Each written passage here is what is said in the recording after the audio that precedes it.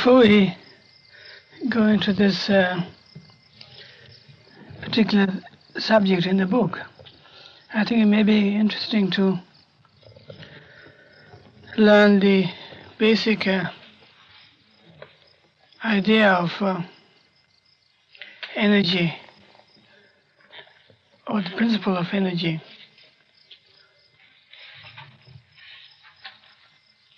And it is what is called shunyata, energy of shunyata.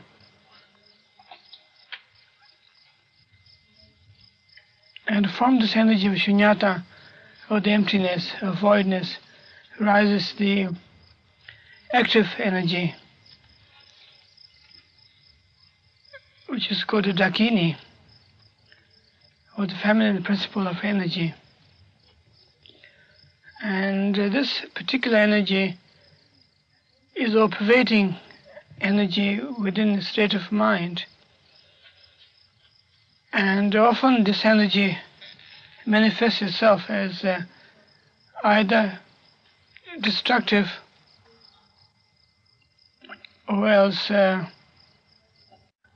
positive. And in this case, the dakini principle of this energy is, it seems to be described as also the source of the chaos in the world. Whether there may be war, famine, whatever there may be, and confusions in people's mind, everything is caused by this energy principle of dakinis, as well as also positive aspects, that is to say the kind of intuitive understanding of using the principle in the world as part of the symbolical aspect of mind.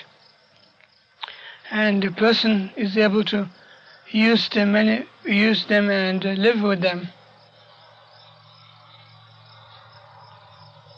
as a kind of inspiration. So therefore, particularly the dakini principle are very important, and it is equally dangerous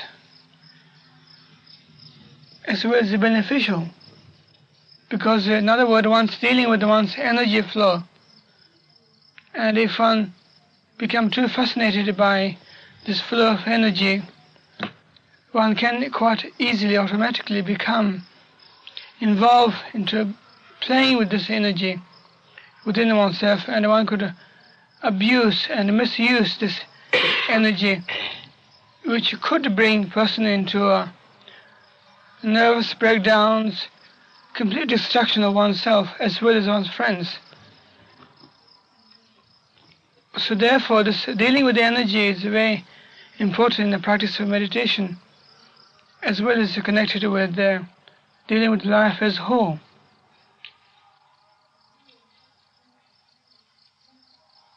And one might regard oneself that one is just a complete sort of law-abiding and sensible, but equally there are other energy aspects creeping underneath it.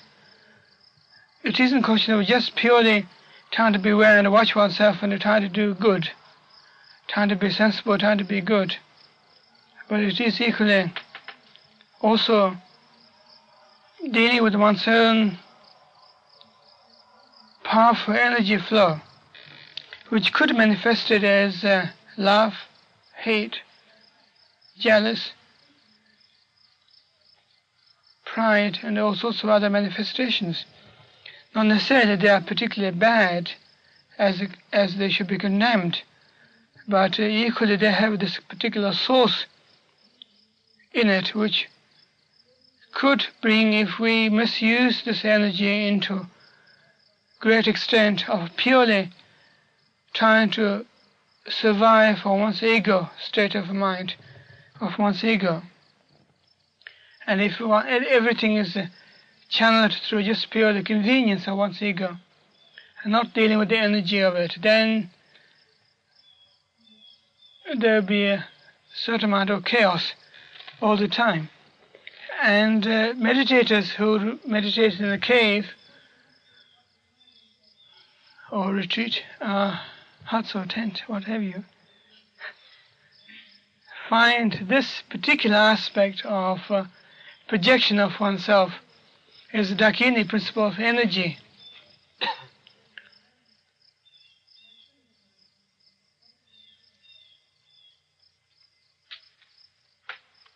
And the symbolism of the Dakini is also described in a protective divinity as Mahakali.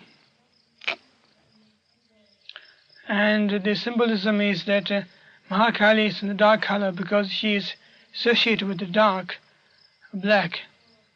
In other words, associated with the unknown quality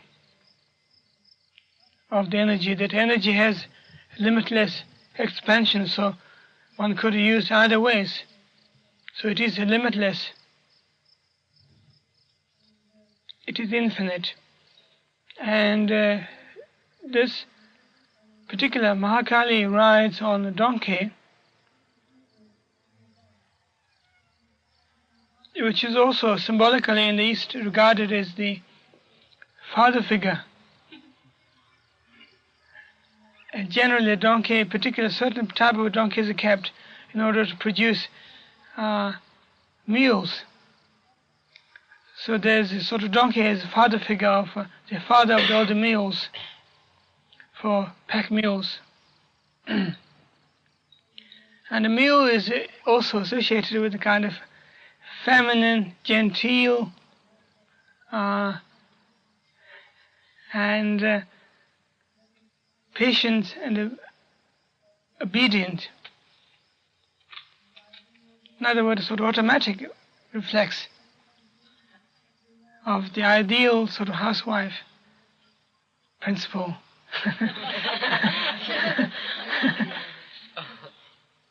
Because the mule is supposed to take very small steps, very, very fast. So it is very comfortable, and if you have any particular fragile things in the baggage, it wouldn't disturb and it wouldn't be broken. So it would be very safe to use mule baggage, mule pack as means for transport. And now this feminine principles being of Mahakali's being his riding transport is being donkey, who is the father of this mule, producer of all this. And this particular donkey has a white strap on its forehead, that is to see in the dark, that no one will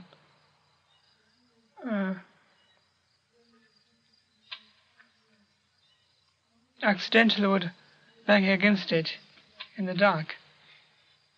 And also this mule has an eye on its back, on its bottom,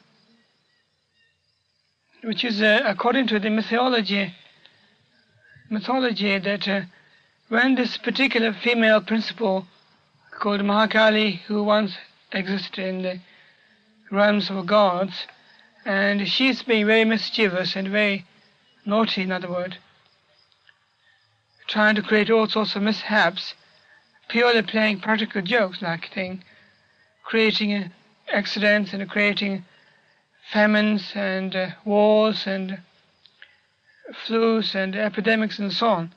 And the king of the gods decided to arrest her. When they have arrested her, then they decide to put her in a chain. So still the symbolic of mule, this Mahakali has chain on her legs. And then she managed to escape from the jail, and she jumped on her donkey, and she tried to run away from the jail.